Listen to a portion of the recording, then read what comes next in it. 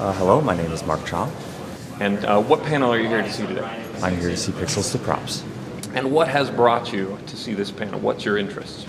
Well, I do a lot of drawing of weapons, concept design, environment design, but they are only drawings. It would really be nice to see something physical, how to make something physical. Okay. And at least this way I can take some of the considerations and limitations of physical design and apply those retroactively. Yeah. You guys had mentioned the mustard technique for weathering and stuff. Yes. I've heard of that before, and I've heard that sometimes the mustard can stain the paint underneath of it. Test everything. Yeah, I had an issue with that as well, actually. It did stain some silver paint I had because the silver paint wasn't completely dry yet, and so it was still porous. Okay. If that happens, do you have any recommendations short of sanding the whole thing down? Is there a way to correct for it? I'm sand the whole thing down. But Well, 90, really high percentage isopropyl alcohol, like 99% isopropyl, will lift stains off of paint. If you keep using the alcohol on it, it will eventually lift the paint off as well. Okay. But it's slightly less caustic and it won't dissolve it entirely. And I've had some luck with that. Okay. All right. Thank you. No problem. Yeah. And by the way, if you really want to avoid it, don't actually use mustard. If you can get latex, or if you can get something else that is non-drying, conditioner, like hair conditioner, will work as well, or shampoo. would a gray coupon be less likely to stain? I like to use the more granular mustard. Right, it's some sort of Dijon. Yes. You look awesome, by the way. Yeah, that is a great Nicely pot. done. Hey, do you have any tips or general advice, be it materials or just any general advice, for someone who want to get into prop commissioning more full-time or more professionally as a prop Do commissioner? you mean like from a marketing perspective, or do you mean like how? For whether it be materials you should know, or things to know, or anything about deadlines, or any general ed market, any kind of advice. You should definitely work with whatever it is. She wants advice on competing with us. No. I'm not sure I'm okay with it. I'm sorry, I have nothing. Whatever it is you're most comfortable with, that you can finish in a timely fashion.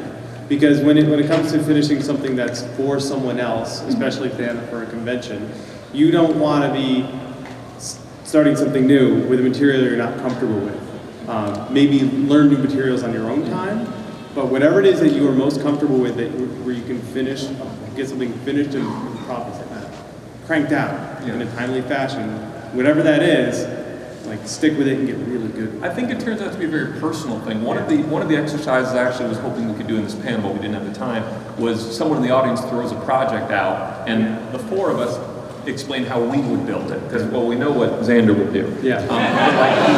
MDF and a scroll saw. I would probably, I would probably draw an Illustrator and get laser cut, because I love working with laser cut acrylic. I find it precise and easy to work with. So I think it really depends on what you are happy with, what your tool set that you own works well for. I'd hire Bill to do it and take half the money.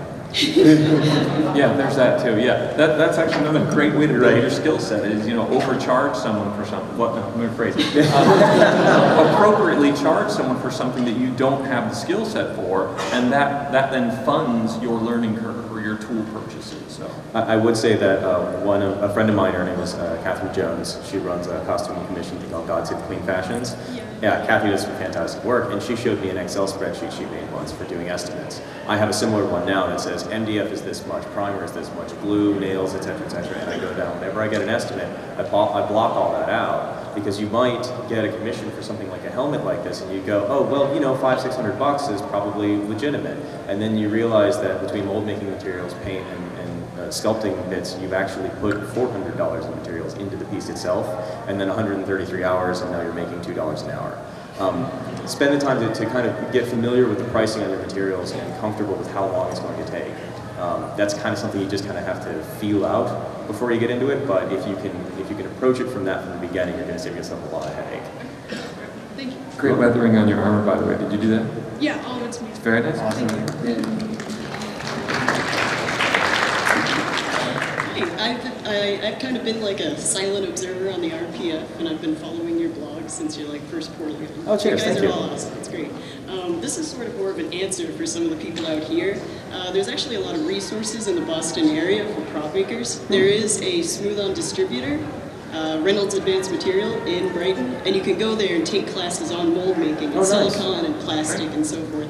And I'm actually a renting member at the Artisan Asylum in Somerville. And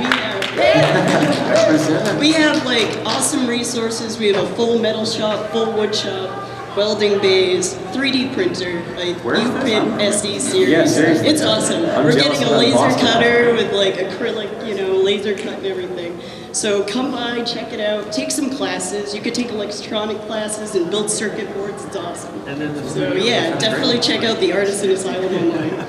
Very cool. All right. Awesome. Thanks. Nice to be in Boston. That'd be a cool community.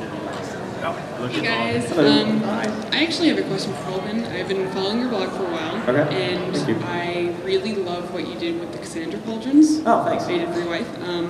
I'm very confused though when you put, I don't know what it's called. I'm very new to this, but I just like looking at the whole process. I'm very interested in it. Okay.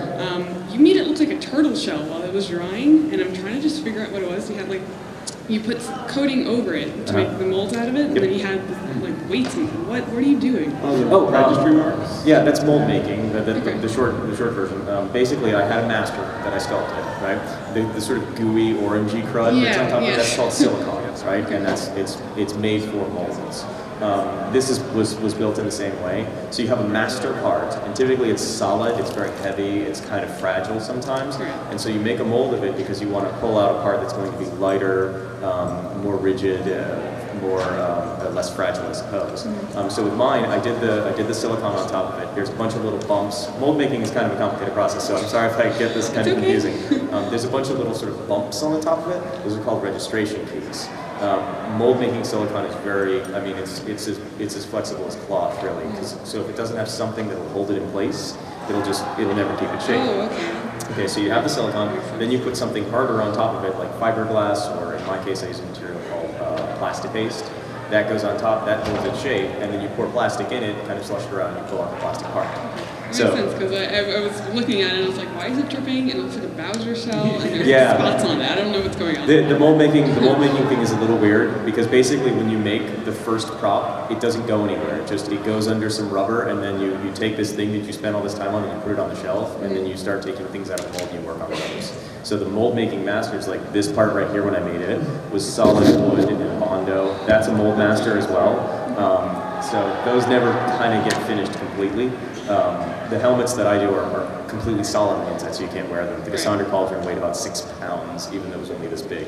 I saw you had like many of them too. Yeah, that's the consequence of not knowing what I was doing. So I screwed up the first 4 copies I pulled out of that mold. All right, cool. All right, thank you. Thank you. You're welcome. First, I'd like to thank you guys for doing this. This panel's awesome. Thank you. Thank you for showing up.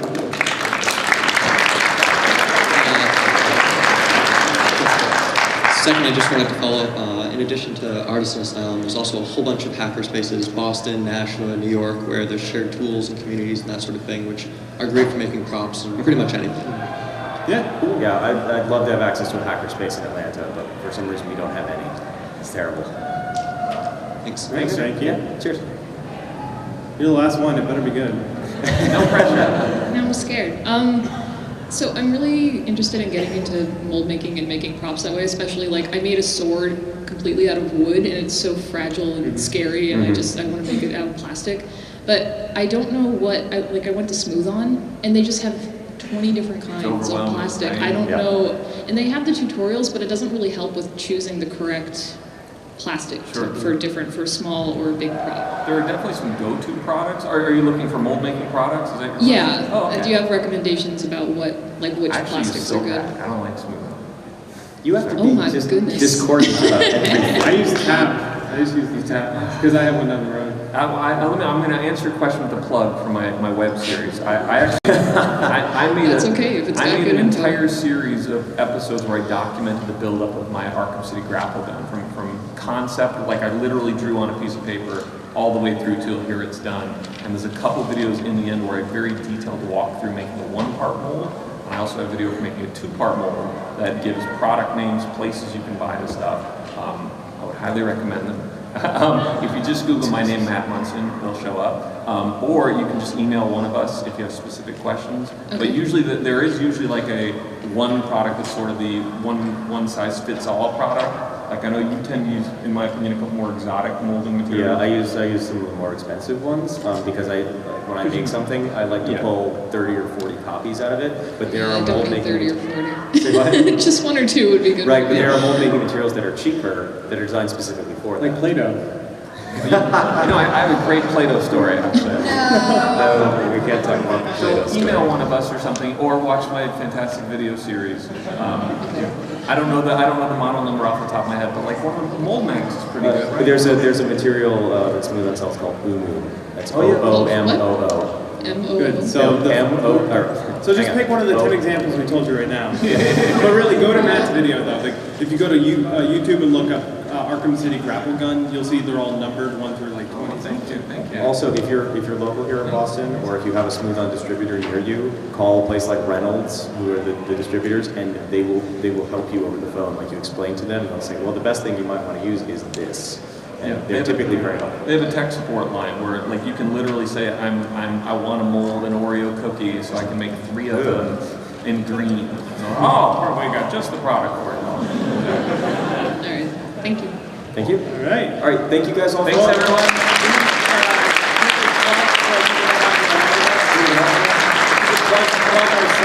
Oh yeah. So first of all, I want to thank everyone for showing up. We fully expected it to be just my parents, which thank you, parents, for showing up. Thanks. So thank you guys for showing up. And we love answering feedback and questions online. If you guys do Twitter, I'm on Twitter at Chinbeard.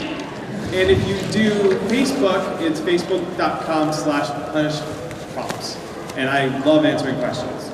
You can find me on Facebook at my first name, Matt Munson, last name on the web. Vulcanprops, so it's facebook.com/vulcanprops, Twitter's at vulcanprops. I try to update every day when I'm working on projects, and I will answer every email I get at least once. Eventually. It does take a while, but I get to all of them. Yeah, I said before, I'm zprops.net, and just type in zprops on Facebook or whatever. Whatever. You'll find me something. I'm too cool for this. Thanks again for coming. Thank you again. Great audience.